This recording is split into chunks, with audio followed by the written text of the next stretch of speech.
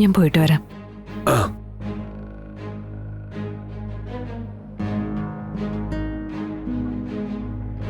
സാറേ, ഇതാ സൂപ്രണ്ട്. നമസ്കാരം സാറേ.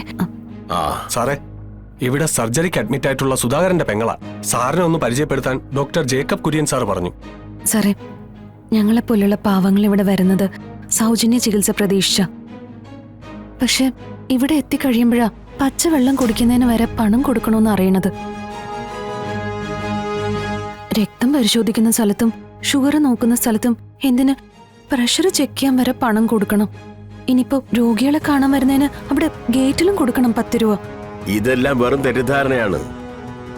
ഞങ്ങൾ ഇവിടെ ഗേറ്റിൽ വാങ്ങിക്കുന്ന 10 രൂപ ഹോസ്പിറ്റലിന്റെ പുനരുദ്ധാരണത്തിന് വേണ്ടിയിട്ടുള്ള ജനങ്ങളുടെ സഹായമായിട്ടാണ് കണക്കാക്കുന്നത്. പിന്നെ ഓപ്പറേഷന്റെ കാര്യം, അത് തികച്ചും സൗജന്യമാണ്. പക്ഷേ അതിനുവേണ്ട സാധന സാമഗ്രികൾ വാങ്ങിക്കാൻ സർക്കാർ തലത്തിൽ നിന്നും ഫണ്ടൊന്നും വരുന്നില്ല.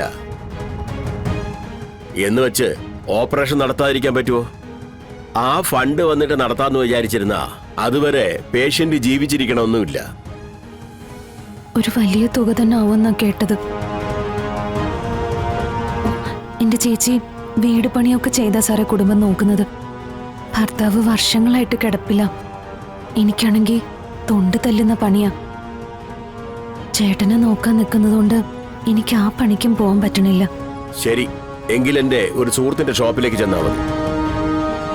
അത് ഈ സുധേവൻ കൊണ്ടുപോകും. ഒരു 2000 രൂപ കുറച്ച് ഞാൻ വാങ്ങിത്തരാം. അതുപോലെ വലിയ ഉപകാരം സാറേ. സുധേവ, എഡ്വിനോട് സംസാരിച്ച് കാര്യങ്ങൾ ശരിയായി കൊടുക്കുക. അത് ചെയ്യാം സാർ. പാവങ്ങളല്ലയോ? വേണ്ട പോലെ ചെയ്യാം സാറേ. ഇയാള് വേണ്ട ചെയ്തരും കേട്ടോ. അപ്പൊ ഈ രക്തത്തില് സൂപ്രണ്ടിനും പങ്കുണ്ട്. നിങ്ങളൊന്നും പേടിക്കണ്ട, എല്ലാ കാര്യങ്ങളും ഞാൻ നോക്കിക്കോളാം. കിറ്റ് വാങ്ങിക്കാനുള്ള പണം മാത്രം കൊണ്ടുവന്നാ മതി. അല്ല, ഇവിടെ ഒന്നും കിട്ടിയില്ല. അത് ഞാൻ തരാം. ആവശ്യമുണ്ടായിട്ട് വാങ്ങിക്കുന്നതല്ല, പക്ഷേ ഇതൊരു ശീലമായിപ്പോയി. കിട്ടിയില്ലെങ്കി വല്ലാത്തൊരു സങ്കടാവസ്ഥയാ. അപ്പൊ കാശ് റെഡിയാക്കി വെച്ചോ, സാധനങ്ങളൊക്കെ ഞാൻ വാങ്ങി തന്നോളാം.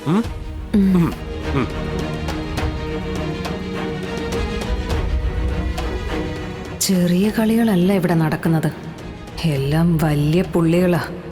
കാശ് വാങ്ങി പഴക്കം വന്ന വൻ പുലികൾ.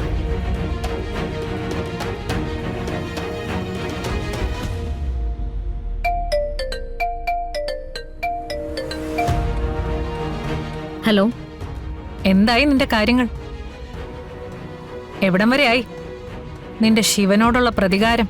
ശിവന്റെ ചങ്ക് തകർക്കാൻ പറ്റുന്ന ഒരു സംഭവം വന്ന് പെട്ടതാ. പക്ഷേ അത് കയ്യിന്ന് വഴുതിപ്പോയി.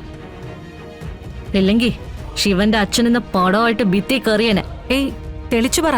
ഞാനും ഡേവിസും കൂടി ഒന്ന് പുറത്തു പോയിട്ട് ബൈപ്പാസിൽ കൂടി വരുമായിരുന്നു.